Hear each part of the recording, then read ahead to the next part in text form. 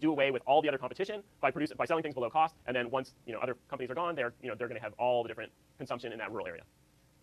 One of the wealthiest corporations in America. They can also do lawsuits, and this is related to the patent thing. If in the tech world, you just threaten to sue people who move into your area, right? Somebody's coming to my area, I'm going to sue them to keep them away. And if you're a big company, you can afford lots of money to keep the barriers to entry around the things that you're producing. This question of capital cost is related to this utility licensing up here.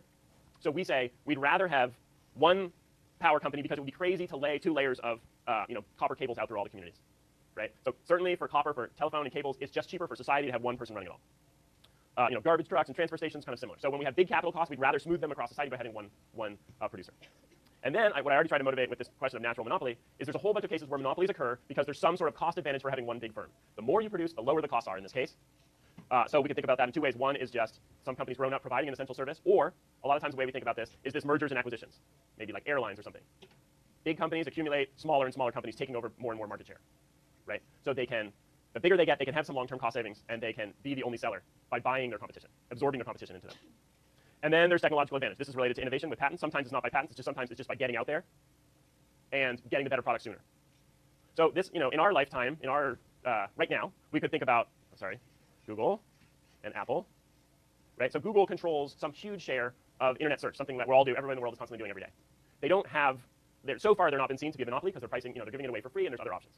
And there's ways that certainly regulators in Europe are looking at Google and saying, like, is this a monopoly, or are they doing something with their pricing to steal market share from other people? Apple, when the iTunes Store launched, they sort of owned the idea of selling songs over the internet. Not like other people couldn't do it, and there's still more firms coming in, but in terms of the share of downloaded songs, Apple was like colossally huge for a while there. So they started with just a better technology, and they led the way out there. So here's the returns to scale graph that I had already showed you. This long-run average cost curve is from a bunch of short-run average cost curves. The bottom of an average cost curve in the short run is going to go together to make a long-run average cost curve. And in this one, the bottom one here, decreasing long-run average cost, increasing returns to scale. As a company, so this one, as a company gets bigger, the costs go down. Right? So this case on the bottom here, this is our natural monopoly. It applies in a whole bunch of cases. This is why we have one electrical utility, and we regulate it well, ideally. So we have a downward sloping long-run average cost. And our society says it's worth having this because the costs are going down. The monopoly producing is more efficient. If we had a whole bunch of firms producing, our costs would be higher. We have one big firm producing, our cost is lower. So as our society goes, it's more efficient to have one big firm. Once you get this established, once you get the cable monopoly or a PG&E built, it's very hard to ever compete with them very well because there's a whole bunch of capital and sunk costs, right? Comcast has laid all this copper and built these switches all over town.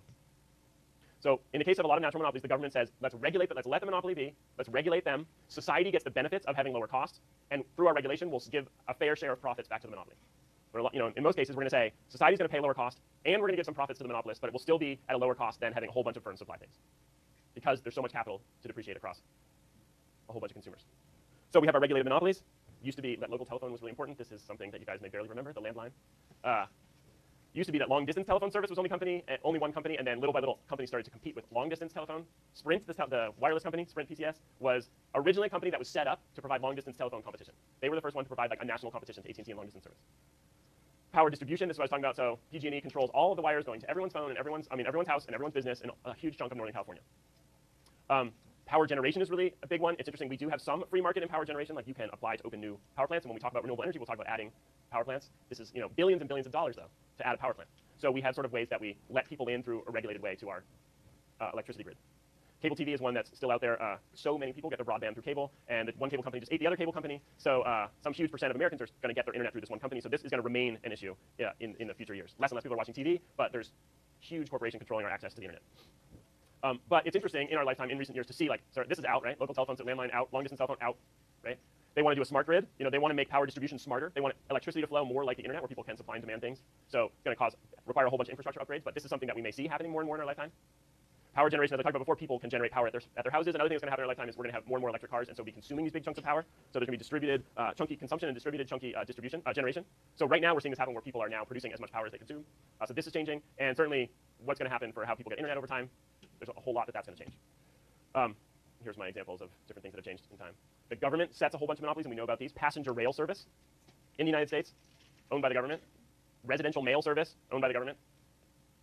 U.S. highways, we don't have private highways. We have toll highways where we recover some of the costs, a small share of the cost, but we have, in rail lines, the rail lines are privately owned. The highways, massively government subsidized. In other countries, they have national airlines. In other countries, they have national oil companies. The government owns the oil company. It's a really big deal in Mexico right now. The government owns every aspect of oil production, and the government's trying to see whether they're going to open up some aspects of oil production. Did you have a question? Right. So there's a bunch of competition to that.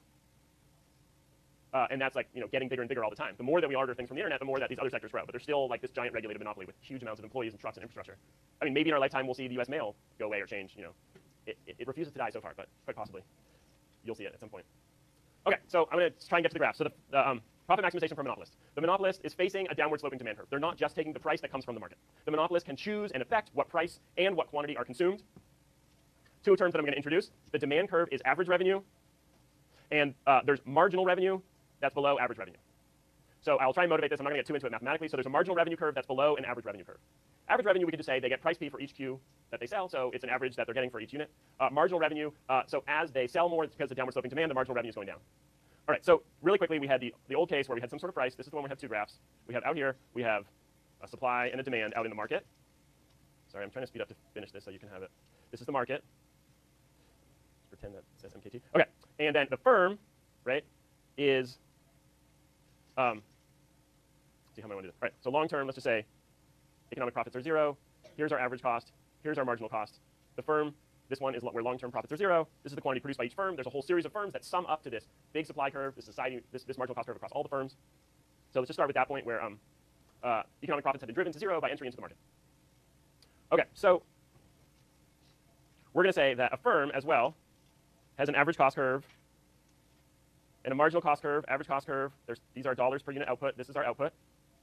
Okay, so the firm, instead of being where there's a supply curve out here and the firm just gets the price, we can put the demand curve right on top of their marginal cost and average cost curves. And we're also going to call the demand curve the average revenue curve. And I'm going to say there's just going to be a lower curve here. That's going to be the marginal revenue curve. And what's driving that for the firm, for the monopolist, is as they produce more, the price is going to go down. So on the margin, they're driving the price down. Okay, so the monopolist, where are they going to choose to produce? Somebody set something marginal equal to something marginal. Somebody, where are they going to produce? Marginal revenue equals marginal cost at this point. Q monopolist. Right? Now it gets interesting because there's a whole bunch of different price levels going on. At this quantity, the demand curve is up here. So the price that you have to pay to the monopoly is up here. The cost to that company to supply that much, we're going to get off the average cost curve. Okay? So it's going to be over here. The cost of this Q monopolist. Okay? So there is now this huge chunk, right? This is the variable cost down here. This is our willingness to pay, the whole thing. The consumer surplus is the top part, right? And this huge chunk here is going to be a big amount of profit that the monopolist is going to get. We're going to say that it's the monopolist profit, or a lot of times we say the monopolist rent. They are able to control quantity. So roughly, we would say this point here, where the marginal cost equals demand, would be some sort of equilibrium, Q star, and the monopolist has restricted the supply to the market. They've reduced the amount of Q that's getting sold. They've moved from here back to here. They've driven the price up. And they have increased the amount of profit that they have. So this marginal revenue curve, there's a big chunk of profits that the monopolists are now getting. I'm just going to try and do this really quick. I think we're almost out of time, but let's do our welfare triangles. Demand, marginal revenue, average cost, marginal cost. So